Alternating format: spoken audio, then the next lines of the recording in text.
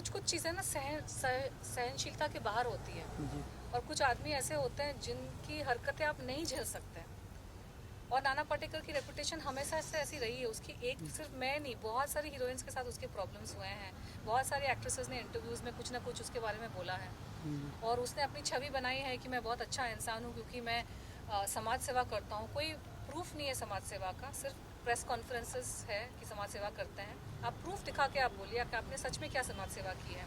और दूसरी चीज़, अच्छा आदमी वो होता है जो अपने परिवार के साथ रहे। हीरोइनों के साथ लिंकअप करके हीरोइनों के साथ अफेयर करने अच्छा आदमी के लक्षण नहीं होते हैं। ये बात दुनिया को पता है, ये बात पूरी मीडिया में फैली हुई है कि नाना पाटेकर के अपने खुद के फैमिली के साथ संबंध ठीक नहीं है। वो अपनी खुद की बीवी और बेटे के साथ नहीं रहते। उसने अपने बेटे को भी इंडस्ट्री में कोई सपोर्ट नहीं दिया है। अच्छा आदमी के लक्षण वो होते हैं जो अपनी बीवी के साथ, एक ही बीवी के साथ जिससे उसने शादी की है, वो शादी निभाए। बीवी बेवा की जैसे रह रही है और हीरोइनों के साथ अफेयर्स की खबरें हर जगह, आर्टिकल आप निकालोगे ऑनलाइन तो ये हीरोइन वो अच्छे आदमी के लक्षण नहीं है। तो जो पब्लिक में उसने अपनी इमेज बनाई है कि मैं अच्छा आदमी हूँ और ये तनुश्री दत्ता मेरे पे एलिगेशंस लगा रही है, वो सरासर झूठ है। अच्छा आदमी अपने परिवार के साथ रहता है, अपने बेटे बेटियों के लिए वो जान तक देने को राज़ी रहता है। इंडस्ट्री के जो हीरो है, प्रोड्यूसर है, वो अपने बेटों के लिए बेटियों के लिए क्या कुछ नहीं करता है। और इसने अपने बेटे के लिए क्या किया है। अच्छा आदमी की डेफिनेशन वो होती है। तो इसके आसपास और इसका तो नाना पाटेकर का भाई मन्या सुरवे था, सबको पता है। मुंबई का बहुत ही खतरनाक गैंगस्टर मन्या सुरवे। ये बात मुझे रिसेंटली पता चली। 2-2.5 साल से मेरे ऊपर अजीब अजीब चीज़ें हो रही थी। असैसिनेशन अटेम्प्ट हुआ, मेरी गाड़ी के ब्रेक फेल किए गए, एक्सीडेंट हुआ, मेरे खाने में क्या मिला के पता नहीं क्या करने की कोशिश हो रही थी। मुझे समझ ही नहीं आ रहा था मेरे साथ हो क्या रहा है 2018 के बाद। खासकर जब मैंने वो प्रेस कॉन्फ्रेंस में सवाल पूछे नाम फाउंडेशन के ऊपर कि ये फाउंडेशन करती क्या है। इसके नाम पे तो डंका बजता है ना। नाना पाटेकर समाज सेवा करते, कौन सी समाज सेवा की है। गांव को अडॉप्ट किया, उस गांव में जाके देखिए अडॉप्शन में क्या हुआ है। मैं सवाल तो संविधान ने दिया है हर किसी को हक। जिस संस्था को टैक्स फ्री स्टेटस का ओहदा मिला है कि एनजीओज वगैरह पे टैक्स नहीं लगता, उन पे स्क्रूटिनी भी नहीं होती। एनजीओज पे इंक्वायरी नहीं होती कि आपके पैसे कहाँ से आ रहे हैं, कितना आप खर्च कर रहे हो। तो एक संविधान ने एक सिटीजन को तो हक दिया है सवाल पूछने का कि आप इतने पैसे आप ले रहे हो तो कहाँ खर्च हो रहे हैं, आप प्रूफ दिखाइए। किसी गांव में ऑफिस खोल के रखा है नाम फाउंडेशन का। मुंबई में भी होता तो कोई जाके ऑफिस में पूछ सकता है कि आप अपना काम दिखाइए। मैंने सवाल पूछा, उसके बाद मेरे ऊपर ये सारी घटनाएं घटनी शुरू हो गई। तो अच्छा आदमी वो नहीं होता जो डंके की चोट पर सीना ठोक के बोले कि अरे मन्या सुरवे तो मेरा भाई था। नाना पाटेकर की यूट्यूब में वीडियोस है जिसने उसने एक गैंगस्टर के साथ अपने खुद के रिलेशंस एक्सेप्ट किए हैं। तो ये अच्छे आदमी होने के लक्षण है।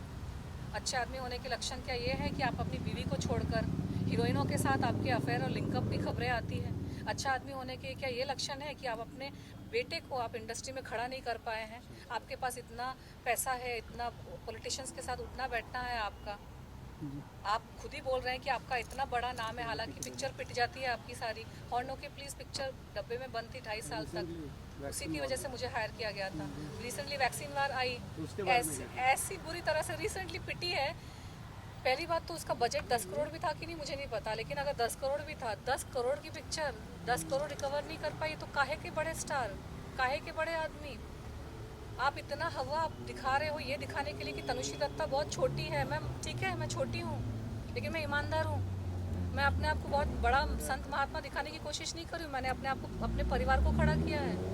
मैं अपने परिवार के लिए कमिटेड रही, उनको खड़ा करके मैं अपना संन्यास जो भी मैं कर रही हूँ। आपने क्या किया अपने परिवार के लिए। अच्छा इंसान होने के लक्षण वही है कि अरे बाहर की आप चैरिटी क्या कर रहे हो, इस गांव को अडॉप्ट किया। अरे आपके घर में चैरिटी बिगिंस एट होम। अपने घर के लोगों के लिए आपने क्या किया है और गांव में किया भी है कि नहीं किसी को नहीं पता। ये किया वो किया, किसने, ढूंढो जाके सच में किया है कि नहीं। और सवाल पूछने पर मेरे पर ये सारे अत्याचार शुरू हो गए। एक्सीडेंट हो गया कि क्या कुछ नहीं हुआ। तो पब्लिक को ये जानने की बहुत ज़्यादा ज़रूरत है कि ये मीडिया के ज़माने में कोई कुछ भी बोल सकता है। अच्छा आदमी लड़कियों पे हमला नहीं करवाता। जैसे कि आपने मन्या सुरवे का नाम लिया, कोई धमकी वगैरह आ रही है आपको गैंगस्टर से?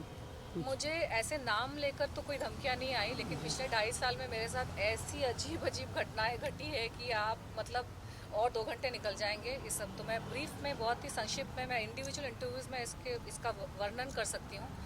लेकिन उज्जैन में 2 बार मेरे ऑटो जो वेटिंग में था उसके ब्रेक और क्लच फेल किए गए। एक बार मेरा एक्सीडेंट हो गया बहुत बुरी तरीके से, बहुत खून बहा। एक मेड को मेरे घर पे मैंने रखा था जो कुछ उसके अजीब से कॉन्टैक्ट्स थे, बहुत सारे झूठ वूठ बोल के आई थी। उसने मेरे खाने पानी में कुछ मिला रही थी जिसकी वजह से मेरी तबीयत बहुत मतलब मरने जैसी हालत हो गई थी। वो एक घटना घटी। फिर एक बार मुझे किसी जगह पे धोखे से ले जाने की कोशिश की गई और वहाँ ले जाके मेरे साथ पता नहीं क्या करते हैं, लेकिन वो मैं समझ गई कि सेटअप है, सुपारी है, तो मैं वहाँ से हट के निकल गई। ये सारी चीज़ें, अलग अलग फ़ोन कॉल्स आना, धोखे से मुझे इम्पर्सनेशन करके मुझे फंसाने की कोशिश करना, मुझे पागल प्रूफ करने की कोशिश करना, कमेंट्स करके, वीडियोस बना के, आर्टिकल्स छपवा के कि ये, क्योंकि मैं अध्यात्म से जुड़ी हूँ तो मेरी जीवन शैली नॉर्मल इंसान से अलग है। जो अध्यात्म से जुड़ा है उसका मार्ग ही अलग है। मैं मीडिया में इसलिए हूँ क्योंकि मैं यहाँ पे कल्याण करना चाहती हूँ और मीडिया मेरा फील्ड है। तो अलग अलग चीज़ों से मुझे प्रूफ करने की कोशिश कर रहे थे कि ये, ताकि जब मेरा मर्डर हो तो ये सुसाइड प्रूफ कर सके। खाने में चीज़ें मिला दी ताकि जब मर्डर हो तो ये प्रूफ कर सके कि अरे ये तो बीमारी से मर गई या हार्ट अटैक से मर गई। एक हेल्दी इंसान को अगर आप गलत गलत दवाइयाँ मिला के खिला दोगे ना तो इंसान ऐसे ही मर जाएगा। तो ये सारी चीज़ें मेरे साथ हुई, लेकिन भगवान है ना, वो इन शैतानों से कहीं बड़ा है। और जिसने भगवान ने डिसाइड करके रखा है कि ये तो जिंदा रहेगी, तो कोई मेरा कुछ बिगाड़ नहीं सकता। तो अब मैं एक्शन, एक तो मुद्दा शुरू हुआ है राखी का, वो उसी मुद्दे से कनेक्टेड है क्योंकि मीटू मूवमेंट के टाइम पे राखी दर्ज हो गया है ना राखी सावंत के ऊपर। वही प्रक्रिया चल रही है। अच्छा मैम, फाइनली मैम, आप मानती हैं कि जो भी जितने भी अटैक्स हुए आप पे, जो भी आरोप लगाया है, जैसे कि आर्टिकल्स की बात करें तो सभी नाना पाटेकर के थ्रू कराए गए, क्योंकि कहीं ना कहीं उन्हीं का नाम आ रहा है आपके? मेरे और तो कोई दुश्मन है नहीं। मैं वैसी तो हूँ नहीं राखी सावंत के जैसे कि हर साल किसी नए इंसान को लेकर उस पर एलिगेशन लगाना शुरू कर दूँ। मुझ में उतना संयम है और क्लैरिटी है। मैंने इतनी सारी पिक्चरें की।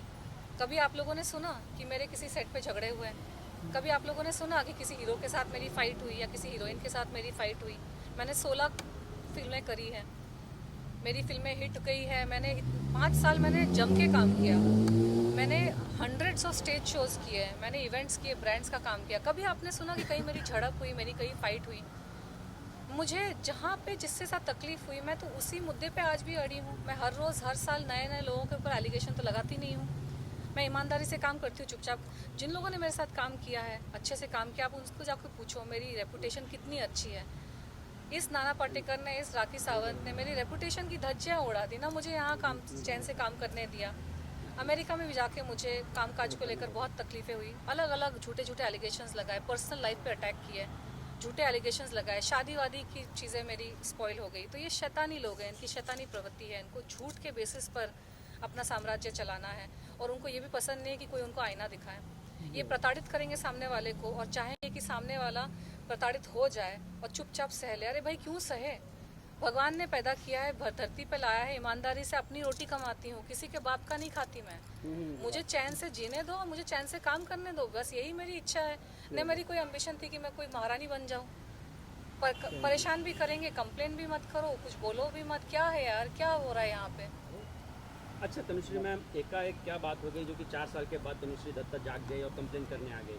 इसके पहले क्यों नहीं कंप्लेन की नाना पाटेकर के खिलाफ इस तरह की? नहीं, जागने की बात नहीं है। नाना पाटेकर के खिलाफ तो 2018 में ही कंप्लेन मेरी दर्ज हो गई थी।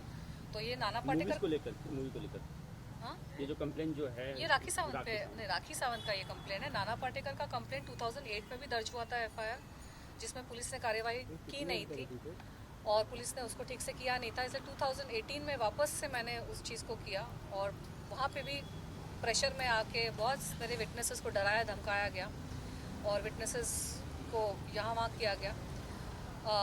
राखी सावंत का जो मामला था, 2018 में मेरी तबीयत बहुत बिगड़ चुकी थी मीटू मूवमेंट के टाइम पे, क्योंकि इतना मुझ पे एक साइकोलॉजिकल प्रेशर आ रहा था और मुझे US वापस भी जाना था, क्योंकि यहाँ से तो लोगों ने परेशान किया, तो वहाँ पे मेरा काम वाम था, मुझे वापस जाना था। तो अब जब मैं वापस आई हूँ और अब मेरे पास वक्त है, क्योंकि आप समझ सकते हैं कि मुझे तो देखने वाला कोई नहीं है ना, मेरे आगे पीछे कोई नहीं मुझे देखने वाला, तो मुझे तो अपनी रोजी रोटी कमानी पड़ेगी ना। मैं यहाँ बैठी रहूँ, ये सब कोर्ट कचहरी के चक्कर करती रहूँ, मुझे यहाँ रहने नहीं दोगे, यहाँ जीने नहीं दोगे, यहाँ काम नहीं करने दोगे, भाई मैं जहाँ पे हूँ वहाँ पे तो मैं काम करूँ, कुछ करूँ, अपना जीवन का आगे बढ़ाने की कोशिश करूँ। तो हमेशा पॉसिबल नहीं होता है कि हर चीज़ को तुरंत कर देना। और राखी सावंत जैसी जो लोग होते हैं वो जितनी गंदगी कर देते हैं ना, सामने वाला इंसान इतना धक्के से शॉक हो जाता है कि सामर्थ्य आपका टूट जाता है कि आप डील कैसे करें। अभी तो मैं वीडियोस देखने को मजबूर हो गई हूँ, क्योंकि एफआईआर के लिए पूरा डिटेल देख कर आपको सेकंड बाय सेकंड बहुत वो करना पड़ता है। मैं 2 दिन पहले भी मैं रो रही थी कि कोई इंसान आके इस तरह के एलिगेशन लगा के सारी ज़िंदगी यार ईमानदारी से काम किया, इससे अच्छा तो बेईमानी हो जाता है। क्यों ईमानदार रहे कोई इस देश में, क्यों कोई तरीके से रहे। जब चोर उच्चकों को इज्जत देते हैं, चोर उच्चकों के सामने दुनिया अगर झुकती है, झूठे लोगों का बोलबाला है, कोई भी आके कुछ भी करके चला जाएगा, तो हम क्यों ईमानदार रहे। हम भी झूठे बन जाते हैं, हम भी बेईमान बन जाते हैं, हम भी चोर उच्चके बन जाते हैं, हम भी डकैत बन जाते हैं। अगर उस तरह के लोगों को ही संविधान प्रोटेक्ट करेगा, मंत्री महोदय का मंत्री लोगों के साथ उठना बैठना, सारे गुंडे चोर मवाली, और जो ईमानदार इंसान होता है तो ईमानदारी से मेहनत में मजदूरी कर रहा होता है, क्या करे इंसान बताओ। और फिर अगर एक वक्त भी आता है कि चलो फ्री है अभी अब कर सकते हैं, तो अब सवाल पूछते हैं कि अभी क्यों। अरे कब करें। इंसान में जब क्षमता होगी, जब समय होगा, अपने काम काज को छोड़ के तभी इंसान एक्शन लेगा ना। Thank you.